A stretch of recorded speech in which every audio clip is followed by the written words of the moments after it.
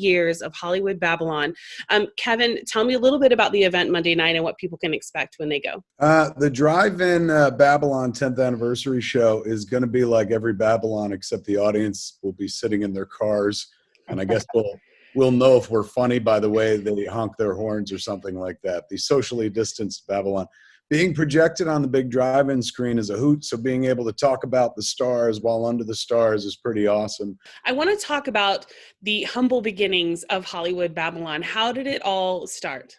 Well, originally the idea that I had was for Kevin and I to do a radio show. I wanted to do a weekly show where we talked about entertainment news and riffed and made jokes and had a good time. And I pitched it to the powers that be at K-Rock here in Los Angeles when I was still part of that organization.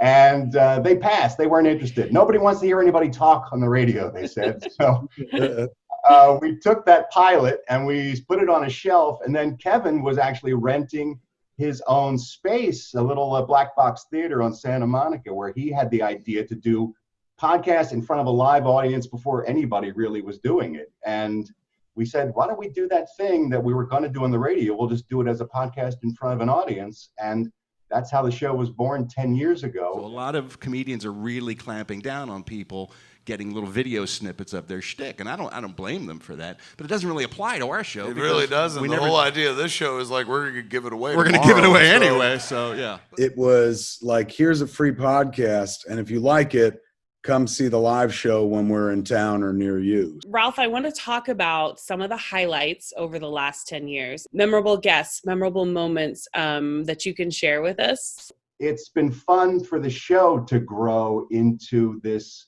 thing that it is now 10 years later, from those humble beginnings of just Kevin and I sitting there talking. Because my concern is always, I'm worried that people don't want to sit there and listen to me talk. Who wants to sit there and watch me talk? That even sounds So I like to add some bells and whistles to make the thing a little bit more visually fun for everybody. Congratulations to Milo Ventimiglia, I want to say. I always get confused whether it's Ventimiglia or Ventimiglia, because I think the Italian pronunciation is Ventimiglia. He just got signed by the USA Network to play Evel Knievel in a miniseries about Evel Knievel's life. When we started doing Hollywood Babble-On, you know, movies would come out every week. You had TV shows to talk about, but the rise of the streamers had not yet struck. Now there is no possible way to keep up with all the content that's provided. Given everything that's going on in the world right now, is there anything that's off limits? If you can avoid hurting someone's feelings with comedy, I say make that choice. I try to spread joy, low-key joy on the podcast now.